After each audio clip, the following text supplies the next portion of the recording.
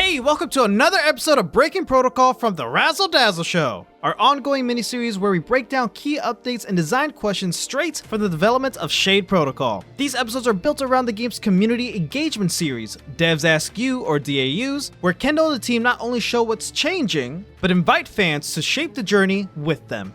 Today we're spotlighting the Flute Spear, one of Shade Protocol's most versatile and stylish weapons. What started as a flashy throw-pull-flurry combo has evolved through community feedback and design tweaks. In this episode, we'll explore how its role in traversal, combat flow, and combo variety has grown and where it's headed next.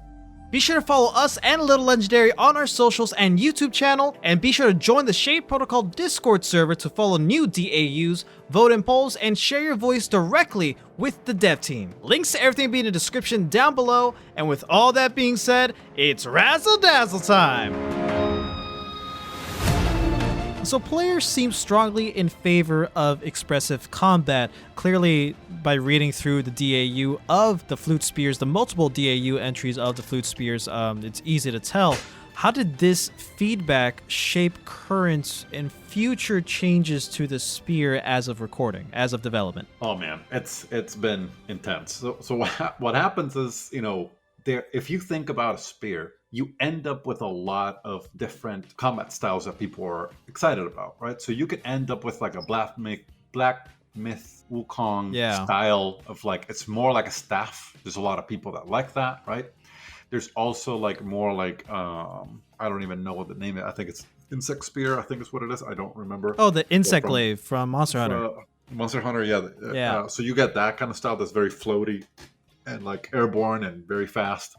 Then you can have many other, you can have something that feels more like a more like ceremonial spear kind of style, where it's a lot more piercing attacks and forward, kind of distance separation, mid-range combat that is more of this world, and you can have that, or you can have more traditional, just martial arts style combat with a spear.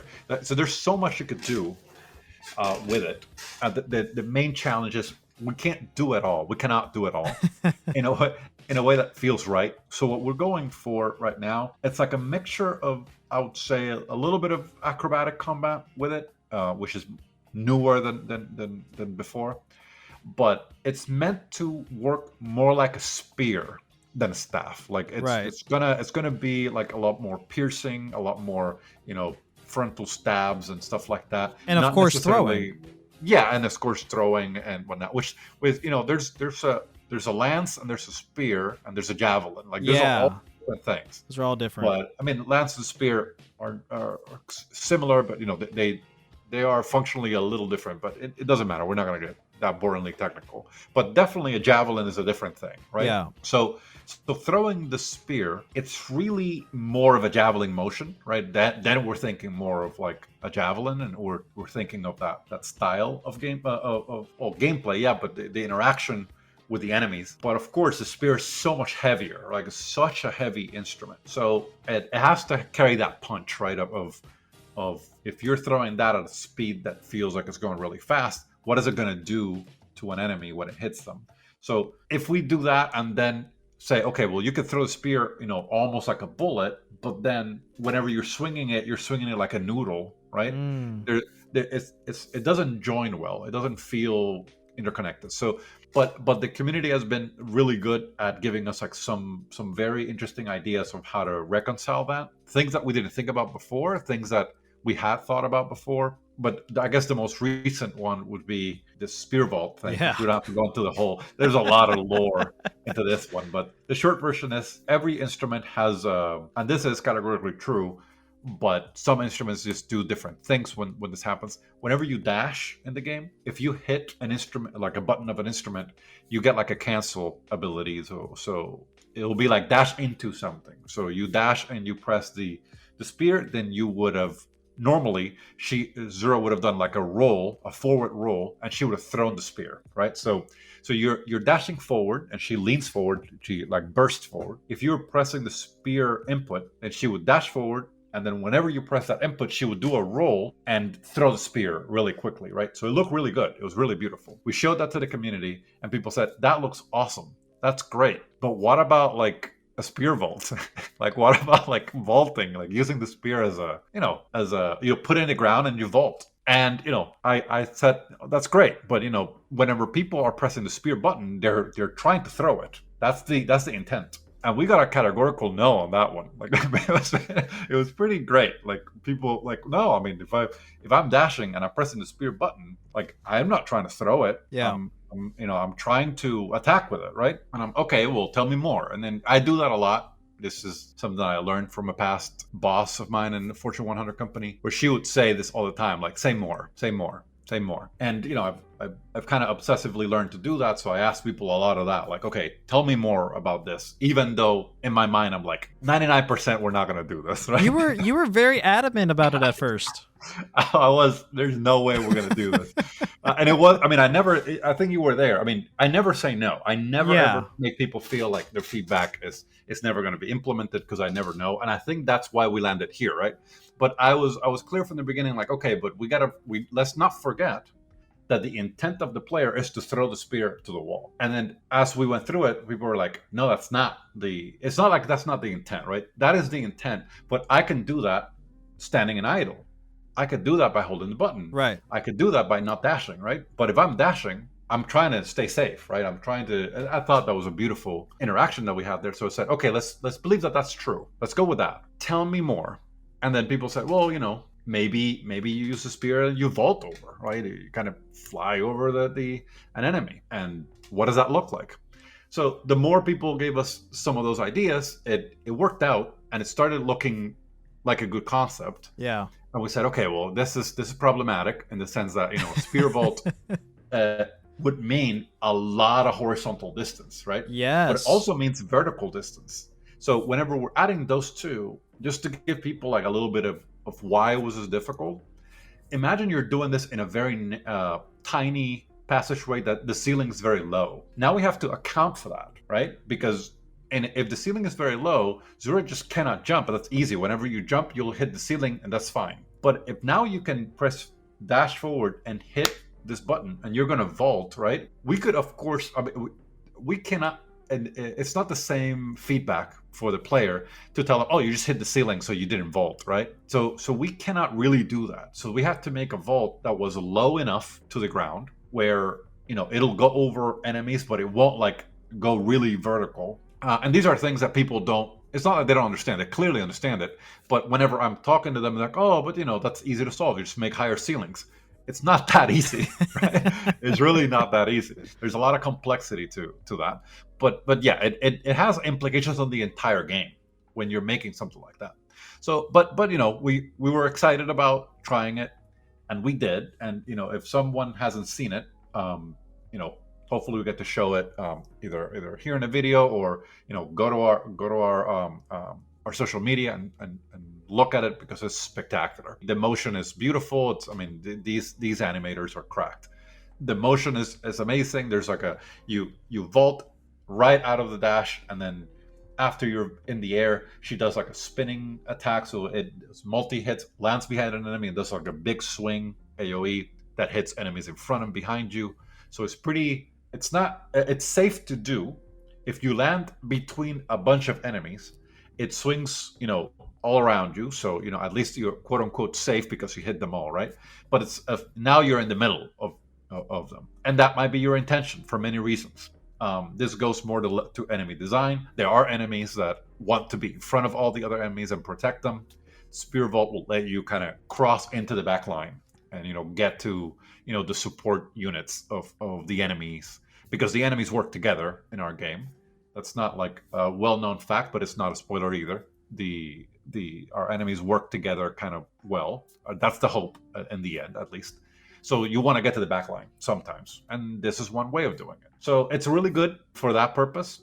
It definitely has some difficult consequences with, like, if you can vault over projectiles, and are you going to use the chakram to redirect them? Maybe not. Maybe you'll just vault, right? But that might be a playstyle thing. So enabling an emergent playstyle where people might decide, I would rather dash into the thick of it than stay safe. I don't see a problem with those two playstyles existing. So yeah, in the end, long-winded answer is we ended up, caving But just to be sure, if people are listening to this, don't get used to it. I'm not going to let you bully me into making a game that isn't representative of our vision, but that's not what happened here. I think this was an amazing evidence of why should you share your stuff early and often with your community, because if they love the game, they will give you spectacular feedback, and it doesn't cost you anything. It actually saves you months of design to end up showing up to them with something that they are not excited about. So this was a great result for sure. Yeah, like I said at the top, like this is a perfect example of community engagement between, you know, the fans, your audience, and of course the dev team to make something that everyone would love, everyone would enjoy who takes a part of it. And again, this is another incentive for people to join the Shade Protocol Discord, to take part of this conversation, to take parts of these conversations of so many different aspects of the game, of this development process. And that's why we're here doing this mini-series, breaking them down and really dissecting these parts. Now, how are you guys approaching the challenge of offering range utility, like we've been talking about with the throws, directional or not, without devaluing melee engagement with the spear? Yeah, I think like that goes into enemy design, and in lieu of a much longer conversation, I'll say that we have enemies that are planned. We have one already that exists, and well, actually two. We have if you saw the trailer, we have this guy that people call Optimus Prime. I get why, you know, like a little tanky dude. He has a shield and a sword, right? So that guy has a behavior that we're calling protector, right? He does not like whenever there's other enemies around of his same faction, he wants to be between Zura and them. That's his AI, right? He wants to be between Zura and them. And whenever that is the case, whenever he accomplishes the requirements of his behavior, right? Whenever he says, there's Zura, then there's me, and then there's others behind me. If he's accomplished that, certain things turn on in his AI, right? So he becomes more, we'll call it powerful, right? But it's not like he does more damage. It's just some other things are enabled. He's able to do more because he's achieved his goal. He wants to be a protector. So if he's in front of other characters of the same faction, if you throw your spear in a straight line, right, you want to pierce through all of them. There's a chance, you know, there's not like 100% at this point, but there's a big chance, I would say, very high chance, that he will, with his shield, bat it back to you. He will say, no thanks. And he will just hit the spear in the air, and he will bat it right back to you and hurt you. The spear flies really fast, so you'll still be probably animation lock in the throw, and you'll get hit. So this is an example of enemies don't just sit there and die, which I think is part of making a good game. But it also doesn't mean that the weapon is useless, right? So the weapon will be good, and it will be really powerful if you can then, you know, break through that shield, right? So there's many ways to do that. The axe does that kind of stuff, right? So if you can break the Exo's shield, then you could throw your spear and it'll go through all of them, right? So you want to, it's not really a puzzle. It's more of a, you know, how do you want to deal with this problem? And one way of doing that is vaulting over him, for example, that, like we talked earlier. Another version, but when we're talking about range combat, we want to make certain enemies say, no thanks. This is not the way I want to be engaged, right? I want to be engaged through, you know, get close to me and fight me here. And some others will be susceptible to range options, which the spear is not the only option, right? We have a chakram. It's a little bit more mid-range, kind of, you know, still inside your, you know, some constraint inside your screen, but, you know, it's a good instrument for range too. It just definitely the spear is superior in terms of that, you know, of what it's trying to do.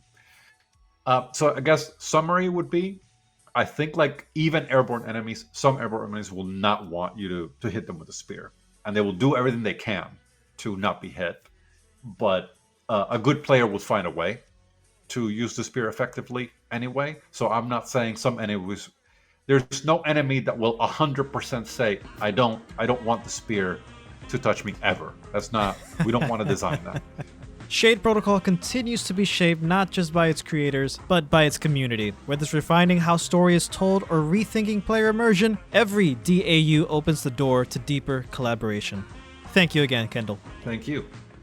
This has been another episode of Breaking Protocol from the Razzle Dazzle Show. Want to help shape what Shade Protocol becomes? Join the Shade Protocol Discord server to follow new DAUs, vote in polls, and share your voice with the dev team directly. And if you like this breakdown, then stay tuned for more spotlights and interviews with Kendall right here on the Razzle Dazzle Show. Remember, the future of Amiria is still being written. We'll catch you on the next one.